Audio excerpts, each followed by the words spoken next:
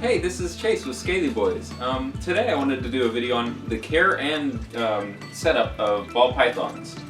So ball python is a medium-sized snake. It's a constrictor, and what that means is that it squeezes its prey until it dies and then eats it. He doesn't use any kind of venom or poison, venom is the correct word. But he doesn't use any venom to kill his victims. He just squeezes it, and then once it's died, he can swallow it whole. These are fairly simple pets, not too hard, although maybe not the best beginner. They are up there for beginner pets, especially snakes. So first off, I want to talk about the setup of one. First of all, they like hiding in small enclosures, so not necessarily a big tank, so I would say around a 20-gallon long minimum.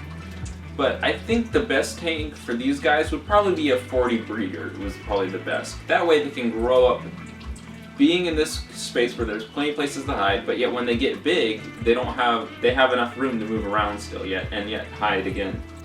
You're gonna want to have their enclosure full of things to hide in, especially a couple of hides here on both ends, and then definitely a lot of natural plant and vegetation for them to slide through and hide in. You'll definitely need a large water dish. These snakes definitely like to soak in the water, especially when it's time for them to shed. And they like to climb a little bit too as well. Not as much as most snakes, but they do like to climb a little bit. They are mostly a ground-dwelling snake. Let's talk about temperature.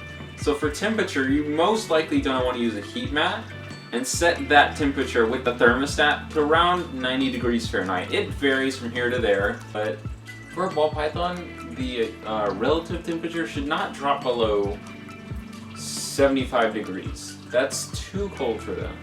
Anything above, I would say, 90 relative temperature is not good either, because that is too hot for them. A 90 hot spot is good, right where they like to lay and stay warm. That is a good spot. The whole temperature of the terrarium, that is not. Snakes like to thermoregulate, which means they like to move from one side to the other, whether depending they're hot or they're cold. That way they can either cool down or warm up if they want to. So the relative temperature of the terrarium should probably be around 80 degrees on the cooler side and 90 at the hot spot, and then overall probably be around 78 to 82 overall in the air. And that way it goes from warm side to cool side on the other side of the terrarium. You're also going to want to have some kind of, you either mist it every day or have a fogging machine to keep that relative humidity between around, I would say 50 to 70% is anywhere good. And to keep that humidity, the bedding, you do not want aspen. Aspen is not good for these snakes because it does not keep humidity well. It would mess with their shedding. The best is to use cocoa fiber, which definitely helps with their natural habitat and definitely keeps humidity high. They do not require any special kind of lighting. They are nocturnal species. But to regulate their sleeping cycle, at least have a light that goes on and off in your room. So like at night for sure, have the lights go off, don't leave them on, or else it might mess up this little guy's sleep cycle.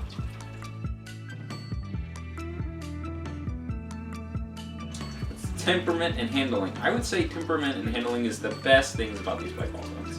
They're a decent, heavy set python, but they don't grow massive. They don't grow, say, 10 feet like a red-tailed boa or any species that are related to that. They don't grow massive. They grow probably about max 4 feet.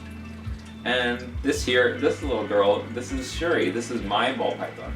Now she is barely even about to be a year old. So she's not even full grown yet. But most of the time, females are bigger than males. Feeding them is not too bad. You just have to make sure that you feed them a mouse or rat that is the size of their biggest part of their body. And you, especially when you are getting a snake, make sure you get one that is already being frozen for frozen rats, not the snake itself. Make sure you're getting frozen rats or mice. That way, you don't have to feed live prey, because feeding frozen is a lot easier than live. do not worry if they start not wanting to eat. I mean, give it a couple weeks time, because they are known to be picky eaters, and sometimes they will just go off feed at random. I haven't had any issues with Shuri here, but she definitely, other biped pythons have definitely been known to do so. So just keep an eye on that. Make sure you have, this is for enclosure, make sure you have locks, because these guys are also well-known escape artists. Where are you going? These guys are well-known escape artists. They are likely to get out of their enclosure no matter what. It's not like they don't like it in it, they're just curious creatures as well. That goes into part of their temperament. They are curious, they're slow-moving, and they love to climb on you. They love to explore the little nooks and crannies in your clothing. The way you're holding them, they like to hold on to you. Feeding enclosure aggressiveness, as long as you don't stick your hand in when you're feeding them, most of the time they will not recognize that. They will recognize the difference between feeding and handling them. I don't touch anything in the enclosure except put the rat in to feed her, so when she knows I move a hide to get her out, she knows I'm picking her up, not feeding her. So as long as you don't change anything about the enclosure when you're going in to feed her, I don't think a cage aggressiveness will happen. When they're hungry, they will show aggressiveness. Like, they will show aggressive, like they will be looking out for you and looking for food if they are hungry. But in which case they're full and not quite hungry for the end of the week that haven't been fed, they will not show aggressiveness. They are very docile animals. Feeding these guys is probably about once a week, maybe even 2 weeks if they're full grown. Definitely once a week for juveniles and babies. Probably even every 5 days for babies. After feeding, I wouldn't handle a snake after feeding until at least minimum 24 hours. Because there are cases in which snakes have regurgitated their meals after being fed. This is not a good thing for the snake. It is definitely stressful on them, even painful maybe. It is not a good thing for your snake to regurgitate their meal. Just avoid handling at least minimum 24 hours after feeding. Shedding. So, when a snake sheds, they start to look all gray, and their eye caps will be gray as well. So that means they'll have a gray coating over their eyes. And then they will look as if they've already shed. They will go back completely normal. Give it a few days after that, because that means the oils on their skin and scales are preparing to be shed. So then, once you see that shed in the enclosure, that's when you know they've actually shed. It takes, I would say, about a week for a snake to fully shed, and when they do, it comes off in one big layer when it's a good shed. Oh yeah, I should warn you about their excrement. They smell awful, and especially if they do it while they're on you. It's usually a sign of scaredness. I've had it happen a couple times, but this was when she was younger. She's probably come a little more docile now, probably a lot more actually. She's less spooked at me. She's definitely climbing around me more. And when they are excrementing in their terrarium, it is loud. Like, this is not the case when they're on you. They're doing it quick, they're scared, it's usually to frighten you off. When they were doing it naturally, it is loud, it sounds like something's rattling. Do not be alarmed, it is completely natural. It's just the way it works. I don't know anything of the science behind it, but it is the way it works, and it's weird.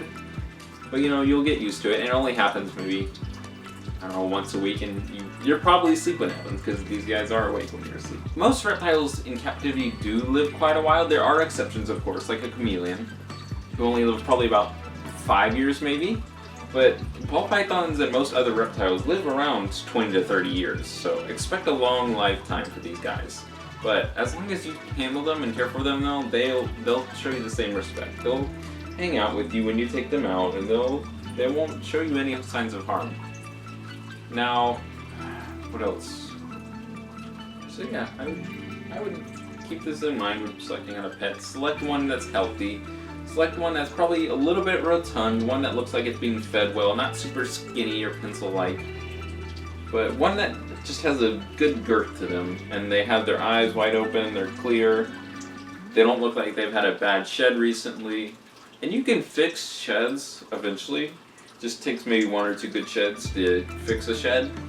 And if it's not coming off, you can always soak them in warm water for 30 minutes and help peel it off. Just be gentle with it, do it slow, use tweezers if you have to. There's not usually any bad weaknesses in these pets. They're maybe known to respiratory diseases, maybe skin diseases. But other than that, just make sure you get them from a reputable breeder or a pet store, one that you trust. Probably not Petco or PetSmart, but one you would definitely trust. Breeding them, ask them plenty of questions, and make sure you understand the implications of getting a pet snake.